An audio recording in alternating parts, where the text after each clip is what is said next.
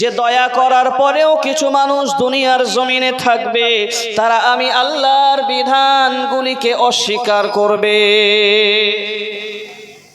আল্লাহ পাক বলছেন, আমি কোরআন নাজিল করেছি এবং তার মধ্যে সমগ্র জাতির, গোটা পৃথিবীর মানুষের সঠিক পথের ঠিকানা লুকিয়ে রেখেছেন, সঠিক পথের হেদায়েত রেখে দিয়েছেন। কিন্তু মুসলমানদের এমন অবস্থা, গোটা পৃথিবীর সমস্ত কাজ সব কিছু করতে পারে, কিন্তু আল্লাহর হুকুম যখন হয়, আল্লাহর দ্বীনের আহকাম আর হুকুম যখন সামনে আসে, সেগুলো পালন করতে তারা অস্বীকার করে, তারা ব্যস্ততা দেখায়, তারা অজুহাত দেখায়। আল্লাহ রাব্বুল আলামিন তখন বড় আফসোস করে বলেন, দুনিয়ার মানুষ, আমার থেকে তোমার আর কে আপন আছে? তুমি আমাকে ছেড়ে কোথায় চলে যাচ্ছ? মহান রব্বুল আলামিন কোরআনুল কারীমের ভিতরে ইরশাদ করে বলেন, ওয়া নাহনু আকরাবু ইলাইহি মিন হাবলিল ওয়ারিদ।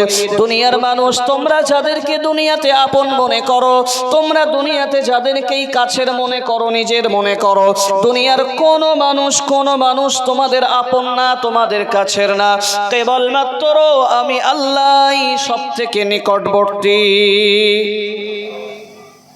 আমরা সবাই চিন্তা করি, আমরা যারা পুরুষরা এখানে বসেছি, আমরা মনে করি আমাদের স্ত্রীরা, আমাদের ঘরের বিবিরা আমাদের খুব আপন, আমরা ভাবি আমাদের সন্তানেরা আমাদের খুব আপন। কিন্তু আপনি একটু পরীক্ষা করবেন, আপনি মারা যাওয়ার আগে আপনার বিবিকে একটা ওসিয়াত করবেন। কি ওসিয়াত করবেন? যে প্রাণের স্ত্রী, তোমার সুখের জন্য তো সারাটা জীবন আমি ব্যয় করলাম, সারা জীবন পরিশ্রম করে কাটালাম, তো আমি মারা গেলে যে ঘরের মধ্যে তুমি থাকো, সেই ঘরে একটু আমার কবরের জায়গাটা দিও। আপনি এই বক্তব্যটা আপনার স্ত্রীকে দিয়ে দেখবেন কি বলে, আপনি সেদিনই তার উত্তর পেয়ে যাবেন। দুনিয়ার মানুষ আমাদের কেউই আপন নয়, সবাই পর। আপনি দেখবেন স্বার্থ শেষ হয়ে গেলে মানুষ সবাই তার আপন ঠিকানায় চলে যায়। যতক্ষণ পর্যন্ত আপনার সঙ্গে কারো স্বার্থ জড়িয়ে আছে, ততক্ষণ পর্যন্ত পৃথিবীর মানুষগুলো আপনাকে আপন বানানোর চেষ্টা করবে। এই বাচ্চাগুলোকে ঠান্ডা করতে হবে, এদিকে এই বাচ্চাগুলোকে ঠান্ডা করতে হবে।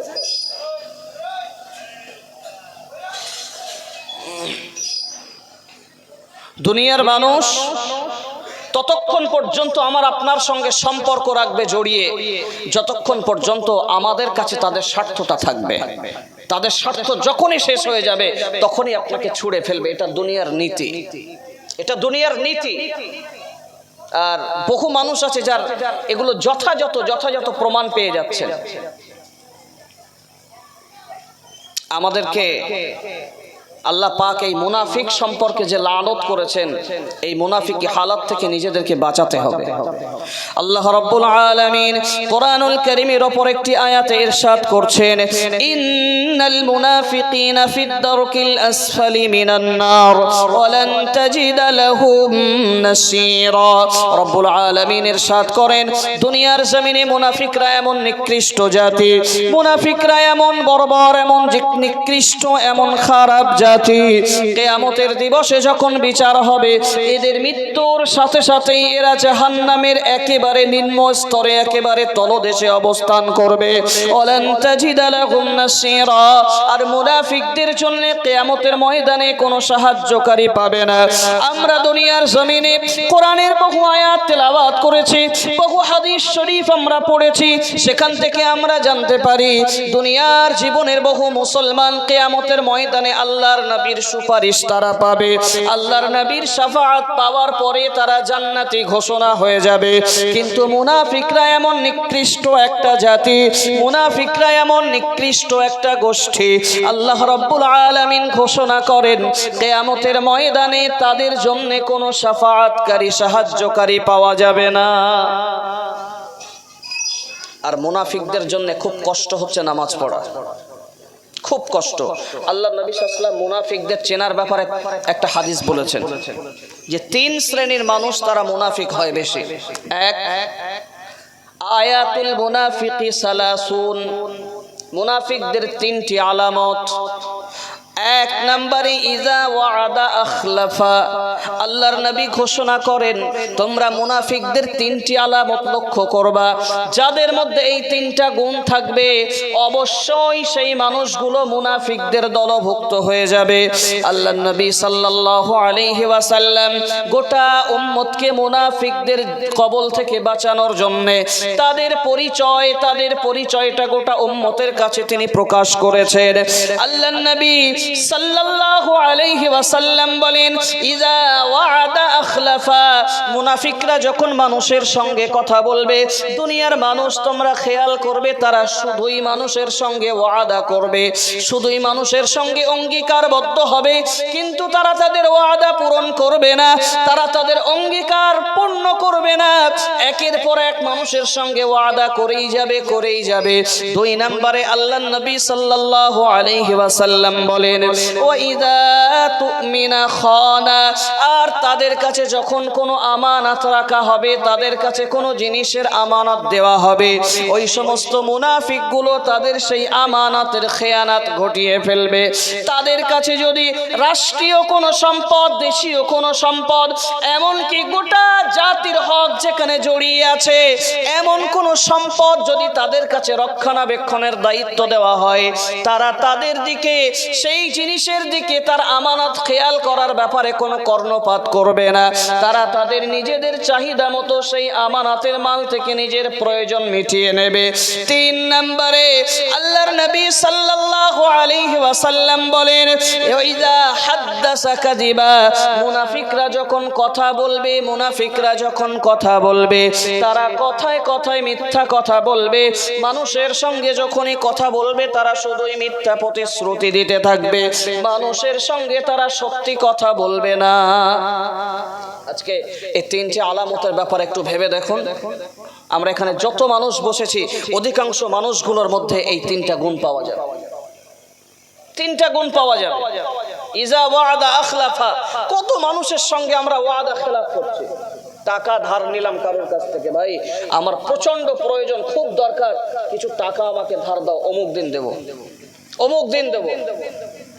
তো বেচারা কি করলো, আমার পরিস্থিতি বুঝে, আমার হালাত বুঝে টাকা ধার দিল, আর আমি ধার নেওয়ার পরে তাকে যে টাকাটা ফেরত দিতে হবে ওয়াদা করলাম অমুক দিন দেব, সে বেচারা টাকা চেয়েই যাচ্ছে আর আমরা ওয়াদা খেলাফ করেই যাচ্ছি। আল্লাহর ওয়াদার সঙ্গে আরো অনেক কথা জড়িত। আমরা যখন রূহের জগতে ছিলাম, আলামে আরওয়াতে যখন ছিলাম, আল্লাহ রাব্বুল আলামিন আমাদের সমস্ত রূহগুলি সৃষ্টি করার পরে সেদিন আমাদেরকে প্রশ্ন করেছিলেন আলাস্তু বিরাব্বিকুম। ও দুনিয়ার মানুষেরা, আমি যাদের রূহ তোমাদেরকে সৃষ্টি করেছি, আমি তোমাদের রব, তোমাদের কাছে জানতে চাই আলাস্তু বিরাব্বিকুম, আমি রব, আমি আল্লাহ কি তোমাদের প্রভু নেই? আমি আল্লাহ কি তোমাদের মালিক না, প্রভু না? সেদিন রূহের জগতে আমরা সমস্ত মানুষ এক বাক্যে জবাব দিয়েছিলাম ক্বালু বালা, অবশ্যই আল্লাহ আপনি আমাদের প্রভু। আমরা আল্লাহর কাছে সেদিনে শপথ বাক্য পাঠ করেছিলাম, আল্লাহর সঙ্গে সেদিন আমরা ওয়াদা করেছিলাম আল্লাহ আপনি আমাদের খালিক, আপনি আমাদের মালিক, আপনি আমাদের প্রভু।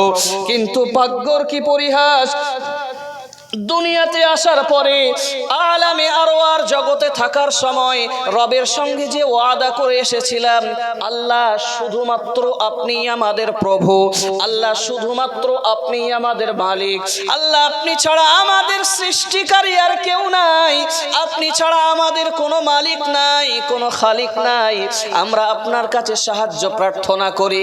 কিন্তু দুনিয়াতে আসার পরে মানুষগুলোর এমন পরিস্থিতি হয়ে গেল, তারা তাদের রবকে ভুলে গিয়ে, মালিককে ভুলে গিয়ে আল্লাহর কাছে সাহায্য চাওয়া থেকে বিরত হয়ে দুনিয়ার সমস্ত সৃষ্টির কাছে তারা সাহায্য প্রার্থনা করে। আবার ওই মানুষগুলো যখনই নামাজের মধ্যে দাঁড়ায়, নামাজে দাঁড়ানোর পরে সূরা ফাতিহা তেলাওয়াত করে আলহামদুলিল্লাহি রাব্বিল আলামিন, আল্লাহ সমস্ত প্রশংসা আপনার, আর রহমানির রহিম, আয় আল্লাহ আপনি দয়ালুদের থেকে অধিক দয়ালু, মালিকি ইয়াউমিদ্দিন, আল্লাহ আপনি কিয়ামতের দিনের মালিক, ইয়্যাকা না'বুদু ওয়া ইয়্যাকা নাস্তাঈন, আল্লাহ আপনারই ইবাদত করি, আমরা আপনারই ইবাদত করি, আপনার কাছে সাহায্য চাই। আমরা নামাজে দাঁড়িয়ে আল্লাহর কাছে কথার স্বীকৃতি দেই, আল্লাহ আমরা আপনারই ইবাদত করি, ইয়াকা না'বুদু আমরা আপনার প্রার্থনা করি, আপনার ইবাদত করি, ওয়া ইয়াকা নাস্তাঈন আর শুধুমাত্র আপনার কাছে সাহায্য চাই। ওই মানুষটা যখনই নামাজ থেকে বের হয়ে যায়, আল্লাহর সঙ্গে নামাজের মধ্যে দাঁড়িয়ে যে ওয়াদাটা করেছে, এই ওয়াদার কথা তার আর মনে থাকে না। যখন সে বিপদের সম্মুখীন হয়ে যায়, যখনই সে মুসিবতে হয়ে যায়, মুসিবতে পড়ে যায়, তখনই মান্নত নিয়ে চলে যায় হাড়োয়ায়। এইবার রাগ হবে না, রাগ হবে না। এতক্ষণ তো ভালো বলছিলেন, এবার লাইন ঘুরিয়ে দিলেন যে।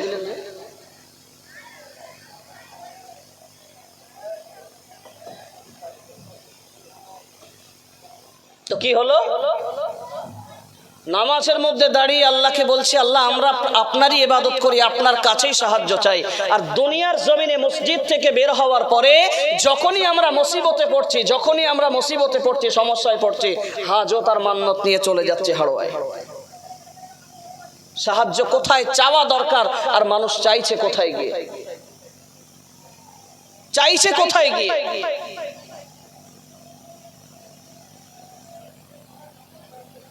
আল্লাহর নবীর সাহাবীরা দুনিয়ার জিন্দেগিতে যখনই কোনো সমস্যার সম্মুখীন হতেন, আল্লাহর নবীর কাছ থেকে পাওয়া শিক্ষা, তারা কাল বিলম্ব না করে যখনই কোনো মুসিবতে পড়তেন, সঙ্গে সঙ্গে তারা ওযু করে নামাজে দাঁড়িয়ে যেতেন। আগে তারা রবের কাছে প্রার্থনা করতেন, এরপরে অন্য কারোর সঙ্গে দুনিয়ার মানুষের কাছে তার বিপদের কথা বর্ণনা করতেন। কিন্তু মুসলমানদের অবস্থা এমন হয়ে গেল, তারা তাদের রবকে বলা ভুলে গিয়ে দুনিয়া সৃষ্টির কাছে আগেই সাহায্য প্রার্থনা করতে শুরু করলো। আর যেদিন থেকে মুসলমানেরা রবের কাছে সাহায্য প্রার্থনা ভুলে গেল, যেদিন থেকে মুসলমানরা তার রবের কাছে সাহায্য প্রার্থনা করা ভুলে গেল, সেদিন থেকে গোটা পৃথিবীর মানুষের কাছে, মুসলমানদের কাছে আল্লাহর পক্ষ থেকে একের পর এক গজব আর আযাব আর অভিশাপ নেমে আসছে, একের পর এক। আমানত কাকে বলে আমি বলি আপনাকে। আল্লাহর নবী সাল্লাল্লাহু আলাইহি ওয়াসাল্লাম বলছেন, ওয়া ইযা খানা তুমিনা, মুনাফিকরা এমন হবে, তাদের কাছে কোন জিনিসের আমানত রাখলে তারা তাদের আমানতকে রক্ষা করে।